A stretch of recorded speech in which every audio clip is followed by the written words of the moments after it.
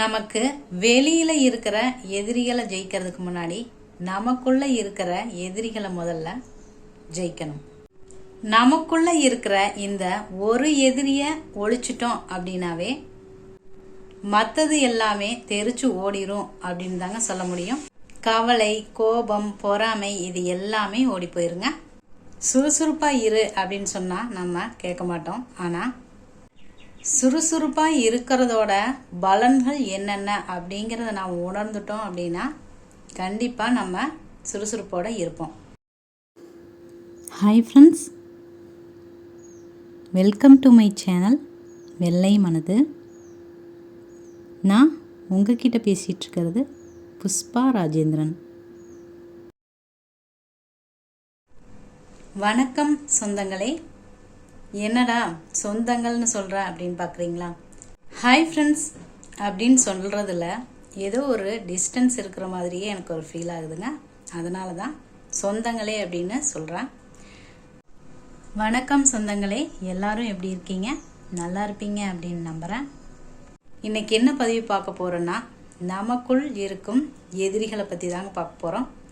இது எதுக்காக அப்படின்னா, நாம் எப்போவுமே வெளியில் இருக்கிற பிரச்சனைகளை பற்றியோ வெளியில் இருக்கிற எதிரிகளை பற்றியோ தான் நினச்சிட்ருக்குறோம். ஆனால் நமக்குள்ளேயே எதிரிகள் இருக்கிறத நாம் புரிஞ்சுக்கிறதில்ல.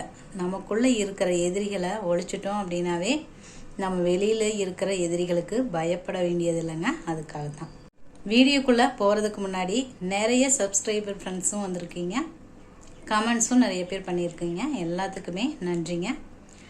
அப்புறம் நம்ம சேனலை பார்க்குறவங்களுக்கு வீடியோ பிடிச்சிருந்தது அப்படின்னா கண்டிப்பாக லைக் பண்ணுங்கள், கமெண்ட் பண்ணுங்கள். ஏன்னா நீங்கள் கொடுக்குற லைக்கும் கமெண்ட்ஸும் எனக்கு ஒரு மோட்டிவேஷனாக இருக்குங்க. அதுக்காகத்தான். சரிங்க, நம்ம விஷயத்துக்கு வந்துடுவோம். மற்றவங்கள எப்படி ஜெயிக்கிறது, அதாவது நம்மளுக்கு துரோகம் பண்ணவங்க, நம்மளை கவலைப்படுற வைக்கிறவங்க அப்படின்னு மற்றவங்கள பற்றி நம்ம நிறைய நேரத்தில் யோசிச்சுருக்குறோம். ஆனால் நமக்குள்ளே இருக்கிற இந்த எதிரிகளை நம்ம ஒழிச்சிட்டோம் அப்படின்னாவே மற்றவங்கள பற்றி நம்ம கவலைப்பட வேண்டியதில்லை அப்படிங்கிறத நாம் நிறைய நேரத்தில் புரிஞ்சுக்கிறது இல்லைங்க. அதனால தான் இன்றைக்கி இதை பற்றி பேசலான்னு.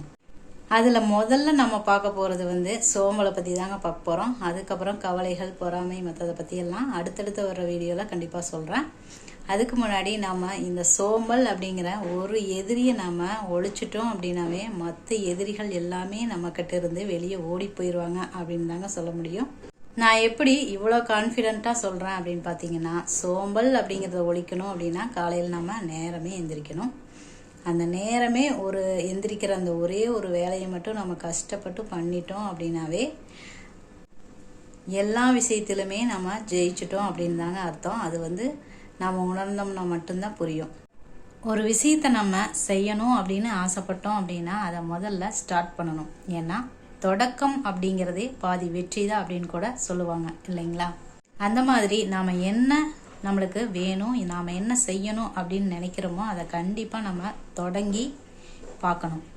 இப்போ நேரமே எந்திரி அப்படின்னு சொன்னால் நம்ம கேட்க மாட்டோம். ஆனால் நேரமே எந்திரிக்கிறதுனால என்ன பலன்லாம் இருக்குது அப்படிங்கிறத நம்மளுக்கு உணர்ந்துட்டோம், அதாவது புரிஞ்சிருச்சு அப்படின்னா கண்டிப்பாக நம்ம அதை தவற விட மாட்டோங்க. அதுக்காகத்தான் நம்மளோட மகிழ்ச்சியின் ரகசியமே நம்ம எதையாவது ஒன்று செஞ்சுட்டே இருக்கிறது தாங்க. நம்ம எதையாவது செஞ்சுட்டே இருக்கிறது அப்படிங்கிறத தடுக்கிறது எது? சோம்பல் தானுங்க. நம்ம எதுவுமே செய்யாமல் சோம்பி கிடக்கிறது தான். அதை ஒழிச்சிட்டோம் அப்படின்னாவே நம்ம சந்தோஷமாக இருக்கிறதுக்கு உண்டான கதவு திறந்துருச்சு அப்படின்னு தான் அர்த்தம். கண்டிப்பாக நம்ம எதையும் ஒன்று செஞ்சுக்கிட்டே தான் இருப்போம். புரிகிற மாதிரி சொல்லணும் அப்படின்னா, 7 மணிக்கு எந்திரிக்கிற நீங்கள் ஒரு 6 மணிக்கு, அப்படி இல்லைன்னா கூட பரவாயில்ல 6:55க்கு முதல்ல எப்போவுமே சின்னதுலேருந்து ஆரம்பித்தோம் அப்படின்னா அதோட பலன் நம்மளுக்கு புரியுங்க. அதாவது ஈஸியாக இருக்கும் அப்படின்னு கூட சொல்லலாம். ஏன்னா எடுத்தோன்னையுமே நம்மளால் ரொம்ப சீக்கிரமாக எந்திரிக்க முடியாது. அதுவே நம்ம ஒரு 5 நிமிஷத்துக்கு முன்னாடி எந்திரிச்சா போதும் அப்படிங்கிற மாதிரி யோசித்தோம் அப்படின்னா அது எந்த விஷயமாகவே இருந்தாலும் சரி முதல்ல அது சின்ன விஷயத்துலேருந்து ஸ்டார்ட் பண்ணணுங்க. அப்படி நீங்கள் ஸ்டார்ட் பண்ணி பழகும்போது உங்களோட மனசும் சரி நீங்களும் சரி எப்படி மாறுறீங்க அப்படிங்கிறத நீங்கள் கண் கூட பார்க்க முடியுங்க. புரிகிற மாதிரி சொல்லணும் அப்படின்னா, நீங்கள் எக்ஸசைஸ் பண்ணணும் அப்படின்னு நினைக்கிறீங்க. அதை எக்ஸசைஸாக இருந்தாலும் சரி, வாக்கிங்காக இருந்தாலும் சரி 1/2 மணி நேரம் பண்ணுங்கள் அப்படின்னு சொல்கிறத நீங்கள் பொதுவாக எல்லோரும் சொல்கிறத நீங்கள் கேள்விப்பட்டிருப்பீங்க. ஆனால் அரை மணி நேரம் பண்ணணுமா அப்படின்னு காலையில் எந்திரிச்சோன்னையும் யோசித்தோம் அப்படின்னாவே அது பண்ண முடியாது. கண்டிப்பாக நம்ம யோசிப்போம், இது வரைக்கும் பண்ணாத நம்ம பண்ணணும் அப்படிங்கும்போது கண்டிப்பாக நம்மளுக்கு எந்திரிச்சோன்னே இதை செய்யணுமா அப்படிங்கிற யோசனை தான் வரும். அதுவே ஒரு 5 நிமிஷம் மட்டும் செஞ்சால் போதும், எந்திரிச்சோன்னையும் காலையில் எந்திரிச்சோன்னையும் ஒரு 5 நிமிஷம் மட்டும் செய்யலாம் அப்படின்னு யோசிச்சு பாருங்களேன். எந்த விஷயமா இருந்தாலும் நேரமே எந்திரிக்கணும் அப்படின்னா ஒரு 5 நிமிஷம் மட்டும் முன்னாடியே எந்திரிங்க. ஆனால் கண்டிப்பாக 5 நிமிஷத்துக்கு முன்னாடி எந்திரிக்கணும். எக்ஸசைஸாக இருந்தால் ஒரு 5 நிமிஷம் மட்டும் பண்ணணும். அந்த மாதிரி ட்ரை பண்ணி பாருங்கள். உங்கள் சோம்பல் உங்களை விட்டு தன்னை போல ஓடிடுங்க.